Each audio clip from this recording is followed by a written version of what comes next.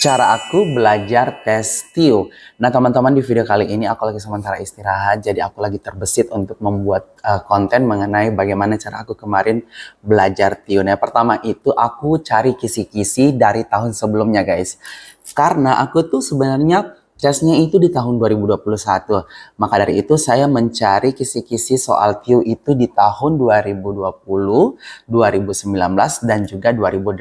Semakin banyak kisi-kisi soal terdahulu itu semakin bagus ya. Nah, setelah aku mendapatkan kisi-kisinya itu, guys, aku mulai mempelajari materinya satu persatu. Makanya ini memang untuk belajar curi start di awal itu sangat diperlukan ya, teman-teman ya.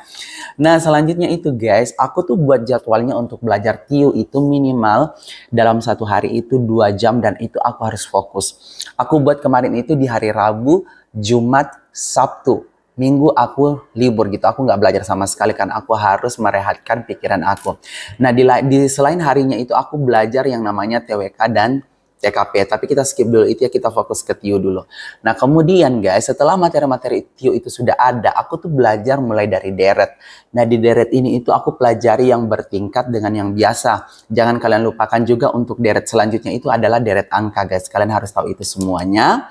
Kemudian aku belajar yang namanya perbandingan senilai dan juga berbalik nilai ya. Perbandingan ini sangat-sangat sering banget muncul. Kemudian posisi duduk melingkar, guys. Nah, posisi duduk melingkar ini ada banyak, ada juga yang persegi. Nah, teman-teman juga harus belajar tentang posisi duduk. Jadi, teman-teman harus tahu dulu bagaimana caranya kalau misalnya A berhadapan dengan B berhadapan dengan A, tapi tidak mau duduk dengan D, gitu-gitu kan ya. Kalian harus belajar itu.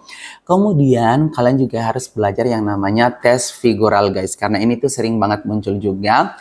Belajar juga tentang soal matematika sederhana. Ini tuh biasanya soal cerita. Jadi, kita diberikan soal matematika tapi dalam bentuk cerita. Nah, bagaimana caranya teman-teman bisa menyelesaikan soal cerita tersebut dalam waktu yang sesingkat-singkatnya ya.